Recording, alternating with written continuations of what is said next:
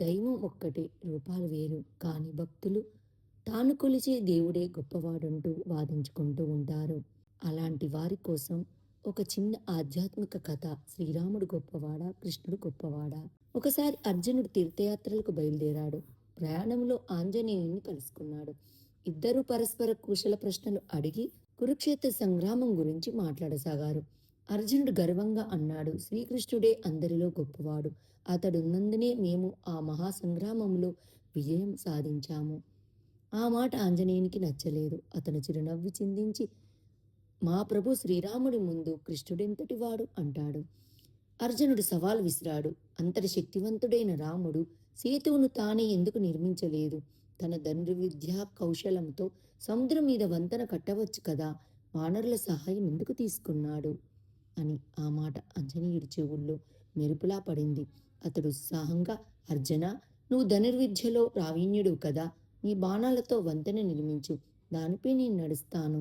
అది కూలకపోతే నేనోడినా, అయినా సరే కూలిపోతే నీవు నీ ప్రాణం త్యజించాలి. ఆ మాటలు ఆంజనేయుని చెవుల్లో మెరుపులా పడింది.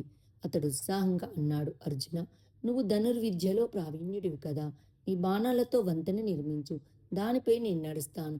అది కూలకపోతే నేనోడినట్టు, కూలిపోతే నీవు నీ ప్రాణం త్యజించాలి. ఇద్దరు ప్రతిజ్ఞ చేసుకున్నారు. అర్జునుడు కృష్ణ పరమాత్మను స్మరించి తన బాణాలతో సేతువును నిర్మించాడు. హనుమ ఆ వంతెనపై నడిచాడు, గంతులు వేశాడు, తన బలమంతా ఉపయోగించాడు. కాని వంతెన కదల్లేదు. ఆంజనేయుడు ఓటమిని అంగీకరించి పందెం ప్రకారం చితి పేర్చాడు. చితి చుట్టూ ప్రదక్షిణాలు చేసి రామ అంటూ మంటల్లో దూకపోయాడు. అర్జునుడు దిగ్భ్రాంతి చెందాడు. తన కారణంగా ఆ మహాభక్తుడు ప్రాణాలు కోల్పోవడాన్ని భరించలేక కృష్ణుని స్మరించాడు. అప్పుడే అక్కడికి ఒక పండు ముసలివాడు వచ్చాడు. చేతులు వణుకుతున్నాయి, కళ్ళు మసకబారాయి. అతను అడిగాడు, ఏమయ్యా, ఏం జరుగుతుంది ఇక్కడ? ఎందుకు ఈయన ప్రాణత్యాగం చేయబోతున్నాడు?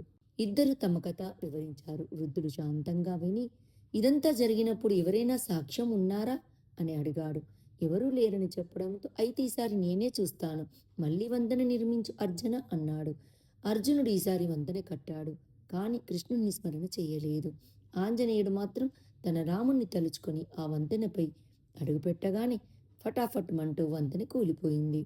అర్జునుడు తన ఓటమిని అంగీకరించి మంటల్లో దూకపోయాడు. అప్పుడే ఆ వృద్ధుడు చిరునవ్వి చిందించాడు. అర్జునుడికి ఆయన కృష్ణునిలా కనిపించాడు. ఆంజనేయుడికి ఆయన రాముడిలా కనిపించాడు. ఇద్దరు భక్తి పారవశ్యంతో శ్రీరామ, శ్రీకృష్ణ అంటూ ఆ వృద్ధుడిని కౌగలించుకున్నారు.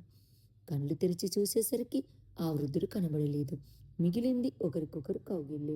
అహంకారాన్ని విడిచి భక్తిని ఆలింగనం చేసుకున్నారు. ఇద్దరు అప్పుడు గ్రహించారు, దైవం ఒక్కటి, రూపాలు వేరు. మూలం ఒక్కటి. మనసు వినమ్రతతో దైవస్మరణ చేస్తే అదే విజయానికి మూలం. మన జీవితంలో ఏది సాధించాలన్నా మన ఇష్ట దైవాన్ని, జ్ఞాన గురువులను స్మరించుకుంటూ ముందుకు సాగితేనే అన్నీ సఫలమవుతాయి. జై శ్రీరామ్, జై శ్రీకృష్ణ.